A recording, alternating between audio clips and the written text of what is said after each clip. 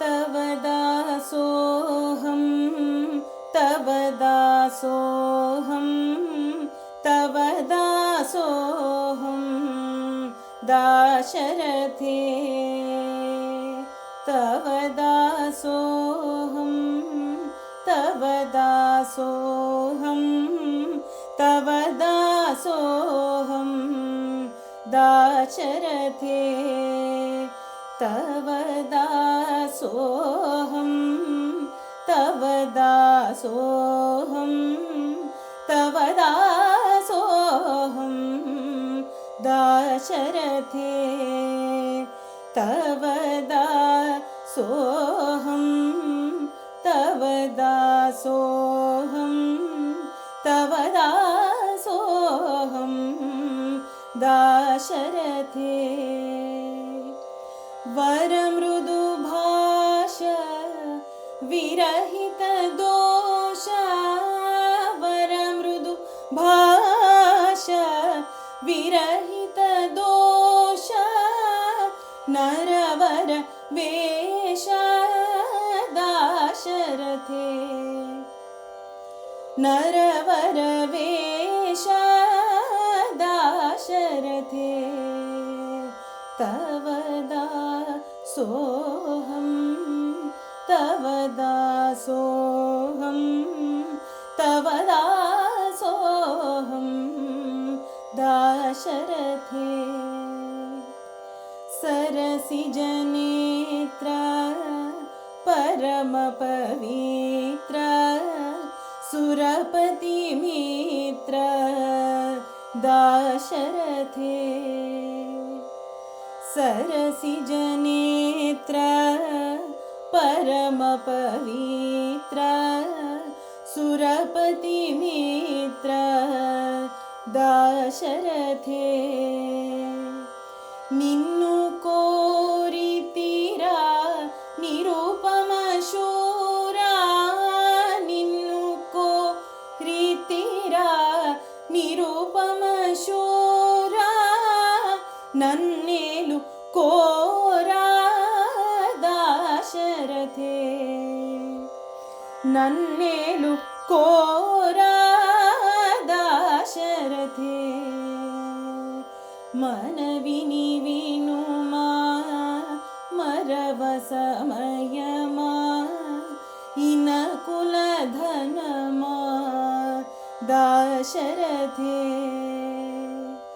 मनविनि विनुमा मरवसमयमा इनकुलधनमा Dashrathe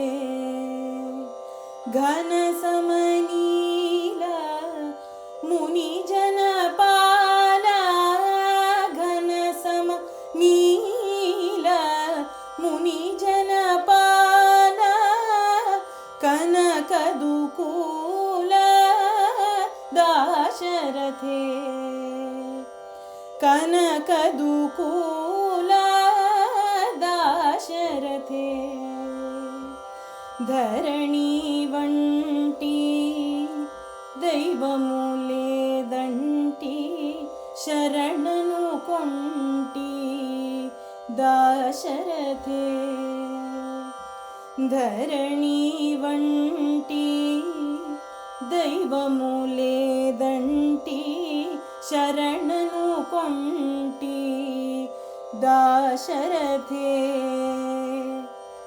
Agam विनुत रागविरहित Agam विनुत रागविरहित Tyagaraja नूत Dashrathe